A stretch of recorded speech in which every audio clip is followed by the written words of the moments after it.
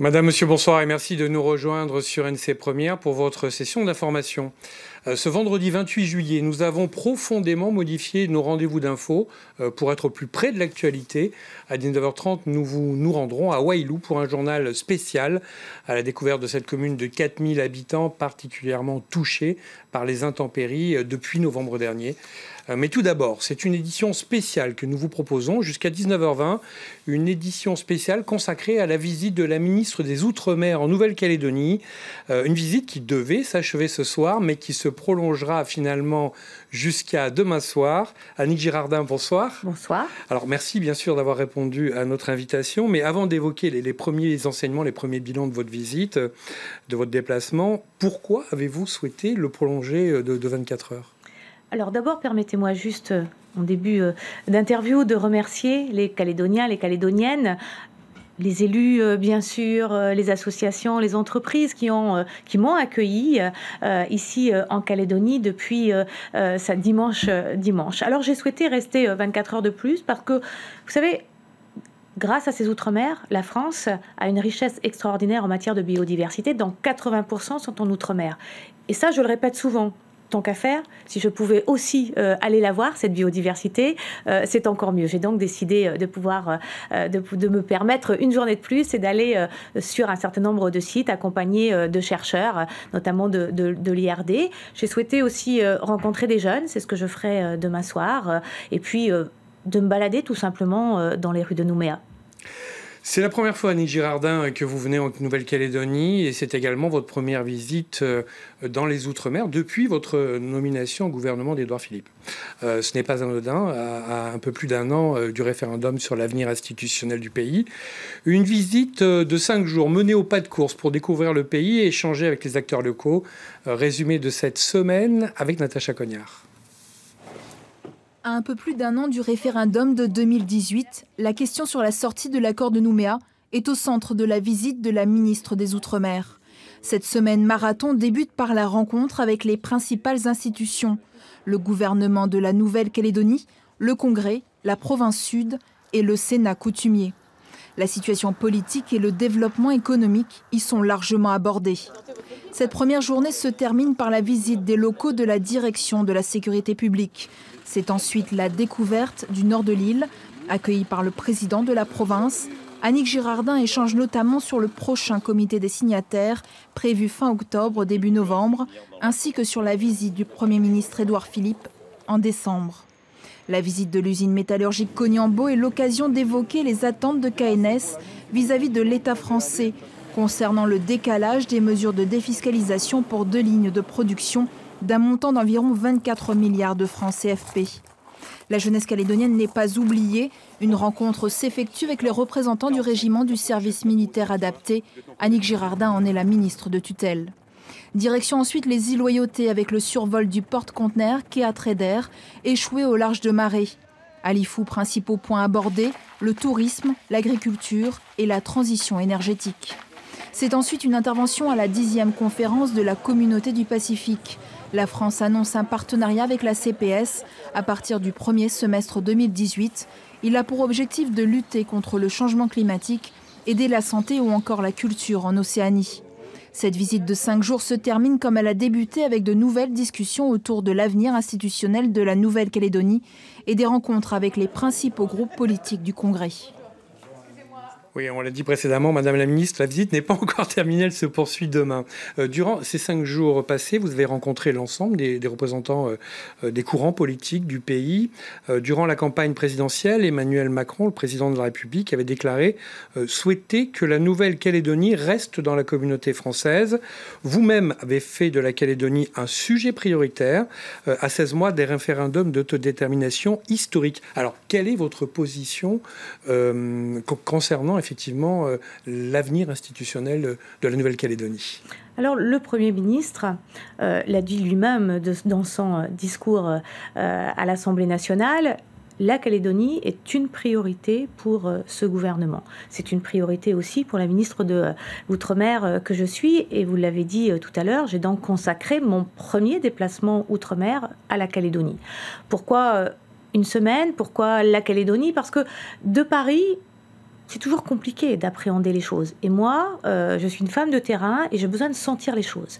J'ai besoin de venir rencontrer les gens. Et là, j'ai pu le faire, rencontrer l'ensemble des groupes politiques, l'ensemble des élus de ce territoire. Je suis allée dans les 3 provinces. C'est important de comprendre aussi comment est structurée la Calédonie, comment les choses s'y passent, comment on vit un certain nombre de choses. Et ça permet d'éclairer, y compris ce grand rendez-vous de 2018 pour les Calédoniennes et les Calédoniens, c'est-à-dire cette consultation sur son avenir. Nous avons aussi débattu de ce destin commun que la Calédonie se construit depuis 30 ans. Et c'est quand même toute une étape qui est exemplaire en la matière. La manière, effectivement, dont on a construit, renoué le dialogue, construit ce dialogue, qu'on est arrivé à l'accord de Nouméa. Et puis aujourd'hui, à l'expression l'appel au vote et donc à la consultation, donc l'expression des Calédoniennes et des Calédoniens sur la forme que prendra leur avenir. Très rapidement, une petite phrase qu'on vous a reproché dans le camp anti-indépendantiste en Nouvelle-Calédonie. Chez nos confrères de France Info, vous aviez déclaré il y a quelques semaines « La France restera aux côtés de la Nouvelle-Calédonie, peu importe la décision ». Cette phrase... Mais quel que soit effectivement le résultat de cette consultation, oui, la France restera aux côtés de la Calédonie. La France, elle est présente dans le Pacifique grâce à ces 3 territoires d'outre-mer. Wallis et Futuna, la Polynésie et la Calédonie. C'est une force pour la France aujourd'hui d'avoir l'ensemble de ces outre-mer sur l'ensemble des océans. Et il nous faut aider effectivement ces territoires à mieux s'insérer dans leur environnement. Il faut être aux côtés de l'ensemble des territoires d'outre-mer. Et nous allons accompagner la Calédonie dans les choix qu'elle fera. Et ça appartient effectivement aux Calédoniens, ce choix. Alors, je vous propose, on va parler de la tenue du référendum. Je vous propose un reportage. On va voir que la tenue du référendum ne fait pas de doute pour personne. En revanche, la question qui sera posée aux électeurs, elle ne suscite pas l'unanimité. L'accord de Nouméa en fixe le cadre, compétences régaliennes, pleine souveraineté, donc indépendance. Le prochain comité signataire sera déterminant. Brigitte Wahap, José Solia. L'accord de Nouméa prévoit dans le paragraphe sur l'évolution de l'organisation politique que la consultation portera sur le transfert à la Nouvelle-Calédonie des compétences régaliennes, l'accès à un statut international de pleine responsabilité et l'organisation de la citoyenneté en nationalité. La question du référendum devra être claire. Ce qui est marqué dans l'accord de Nouméa, qui est le fruit d'une négociation qui essaye de satisfaire les 2 parties ou les différentes parties, c'est un peu plus compliqué. On parle de nationalité, de statut international, de pouvoir régalien, mais tout ceci additionné, ça signifie en clair pleine souveraineté. Il faut que ce soit donc une consultation sur oui ou non à la pleine souveraineté. Le plus clair et le plus simple serait sans doute le plus conforme aux grands principes du droit national et international. Quant à la date du référendum de sortie de l'accord de Nouméa, elle pourrait être fixée par les élus du Congrès avant mai 2018 ou après par l'État. Le Congrès a le droit de fixer cette date lui-même, à condition de trouver une majorité des 3/5 de ses membres, c'est-à-dire 33, ce qui n'est pas facile à trouver. Autrement, c'est le gouvernement français qui fixerait par décret la date de convocation des électeurs. Les partis politiques calédoniens veulent tous le respect de l'accord et donc aller jusqu'au référendum. Mais les points de vue divergent sur la question. Il n'est pas question de remettre en cause cette signature et cette confiance qu'on a donnée aux Calédoniens. Donc nous irons jusqu'au terme de l'accord Nouméa. La question du référendum, il n'y a aucun débat d'aucune sorte sur cette question, puisqu'elle est prévue par l'accord de Nouméa et qui a été constitutionnalisée. Donc la question sera, voulez-vous que la Nouvelle-Calédonie accède à la pleine souveraineté ? Le résultat entraînera de très grandes frustrations, quel que soit le résultat. Et c'est pour ça que je pense qu'il y a lieu de faire autrement, mais surtout de préparer au mieux cette consultation. Cette question du référendum de sortie de l'accord de Nouméa sera certainement débattue lors du prochain comité des signataires qui aura lieu en fin d'année. Vous nous confirmez, Madame la Ministre, que ce comité des signataires aura lieu à Paris en octobre? Oui, tout à fait. Fin octobre, début novembre, ce comité des signataires sera organisé et son ordre du jour sera défini, déterminé, bien sûr, avec l'ensemble des signataires et des groupes la composant.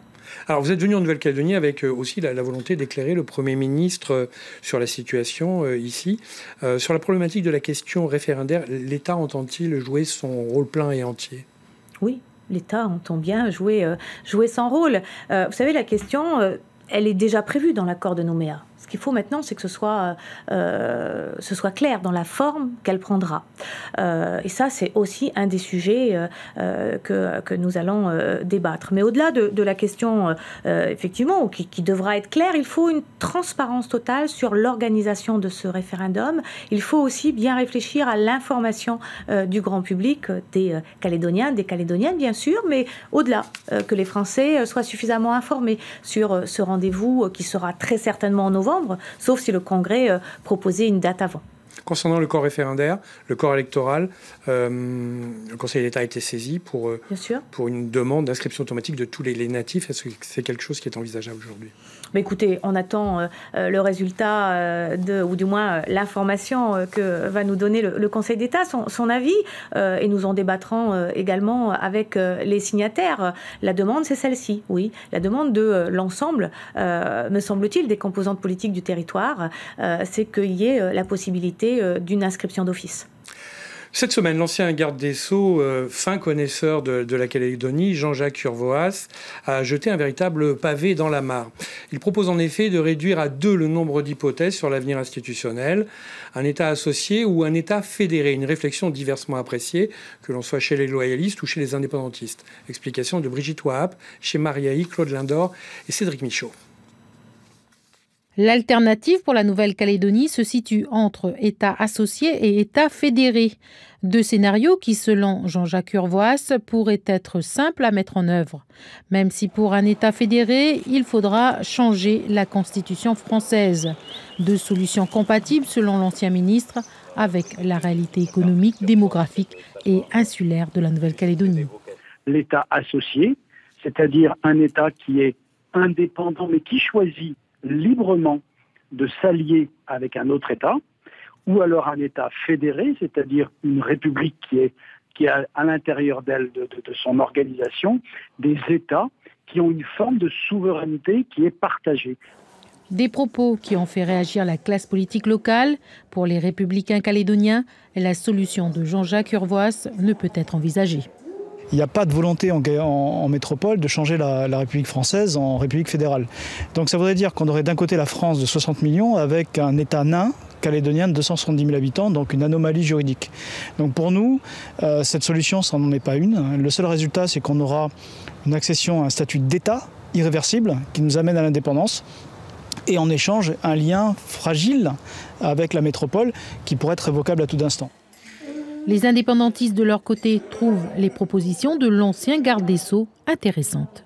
Il faut absolument envisager toutes les options possibles de façon à pouvoir trouver, in fine, la formulation du dispositif qui va correspondre au mieux à l'attente de la population calédonienne.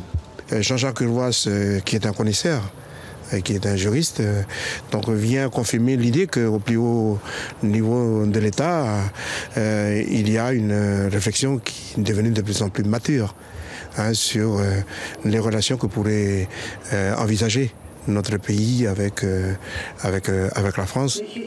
L'intergroupe Calédonie Ensemble, le Rassemblement, les Républicains et le MPC n'a pas souhaité réagir. Cette note juridique a au moins le mérite de créer le débat à l'approche du référendum de 2018.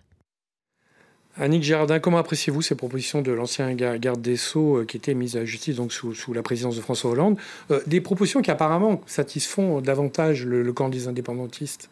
Alors, toutes les contributions sont bonnes à prendre, peuvent être débattues. Jean-Jacques Urvoas n'est plus ministre, il a aujourd'hui cette liberté d'expression, il fait un choix, il prend parti dans ce débat sur l'avenir de la Calédonie et ce destin commun qui doit s'écrire avec tous les Calédoniens et les Calédoniennes. C'est son choix, moi je n'ai pas de commentaires à faire. Selon vous, à l'issue de ces 5 jours, vous le direz au Premier ministre qu'il y a d'autres hypothèses aussi, que le champ des possibles est large ?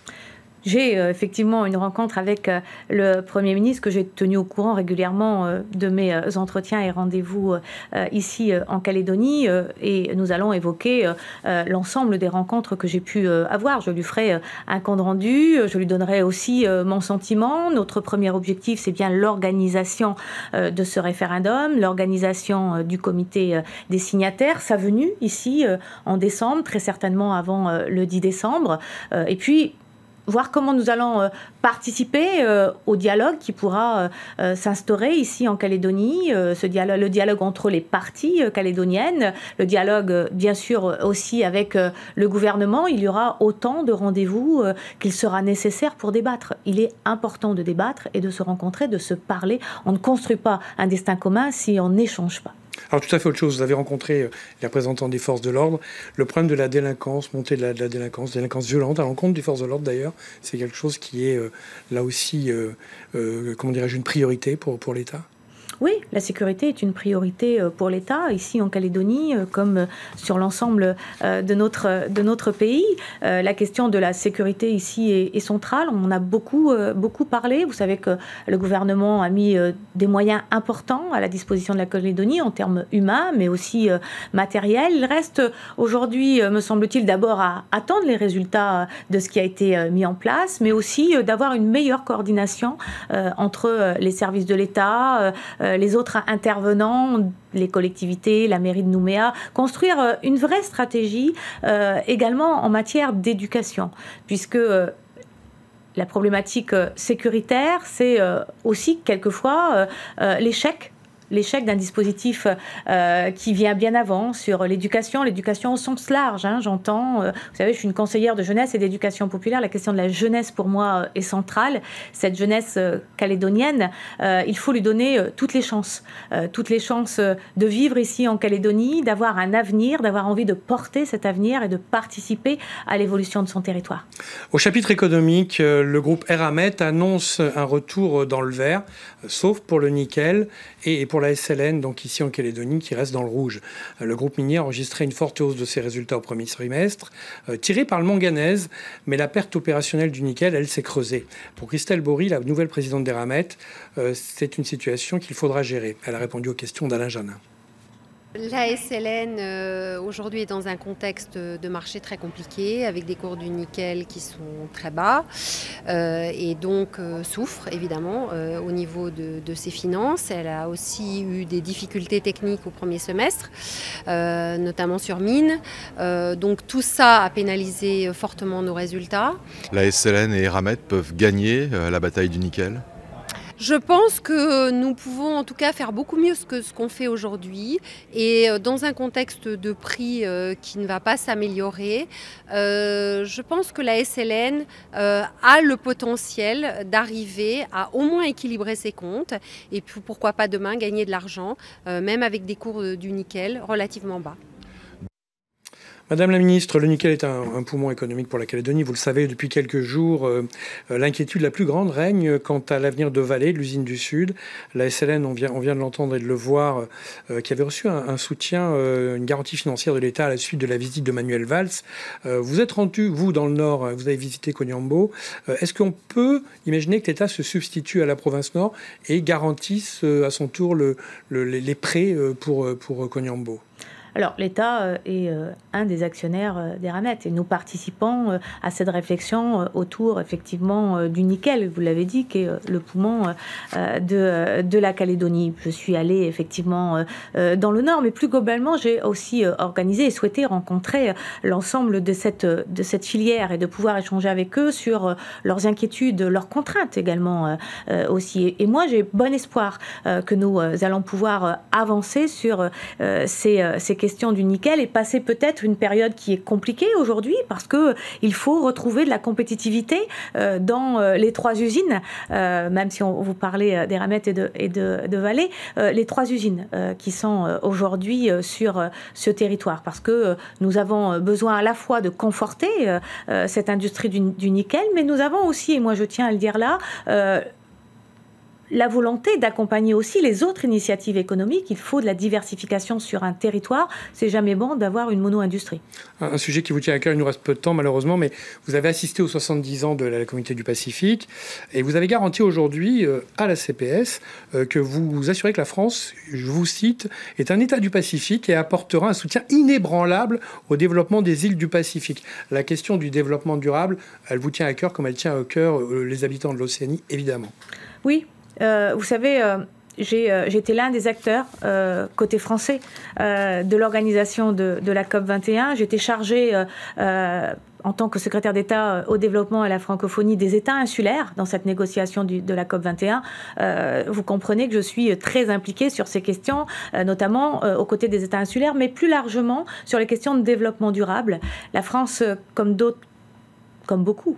Et j'aurais même tendance à dire à l'unanimité, nous avons approuvé les objectifs de développement durable. Les objectifs de développement durable, c'est la manière dont le monde devra fonctionner demain. Et ce monde-là, il faut vraiment qu'on le construise ici aussi dans le Pacifique. Qu'est-ce que c'est que des objectifs de développement durable ? Eh bien, c'est tout simplement protéger notre environnement, faire que des hommes et des femmes vivent de manière digne sur l'ensemble des territoires, mais aussi prévoir son développement économique. Merci beaucoup d'avoir répondu à notre invitation pour cette édition spéciale Engie Jardin.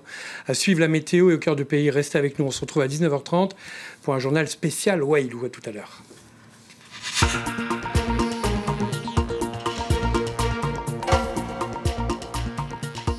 L'info continue. Retrouvez-nous à 19h30.